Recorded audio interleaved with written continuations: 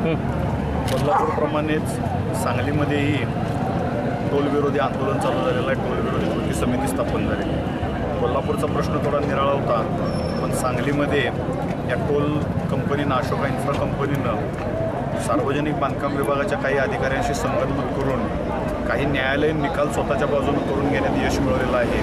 आणि त्या आधारावरती महाराष्ट्र सरकारलाही ब्लॅकमेल केलं जात आहे, सामान्य जनतेलाही ब्लॅकमेल केलं जात आहे आणि सामान्य जनतेकडून प्रचंड मोठ्या प्रमाणात लूट केली जायला लागलेली आहे. या सगळ्याच्या विरोधात आम्ही सर्व पक्षीयांनी एकत्रित येऊन या टोलच्या विरोधात आंदोलन चालू केलेलं आहे. ती समितीही स्थापन झालेली आहे.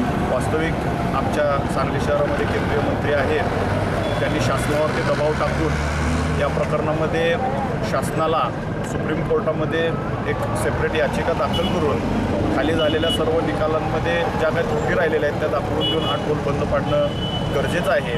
त्यासाठी उद्या कृती समितीमध्ये आम्ही बाजू मांडू आणि मंत्र्यांना हे करण्यास आम्ही भाग पाडू आणि त्याचबरोबर महाराष्ट्र शासनालाही याची दखल घेऊन योग्य त्या न्यायालयामध्ये जाऊन हे सर्व निकाल रद्द करून घेतले पाहिजेत.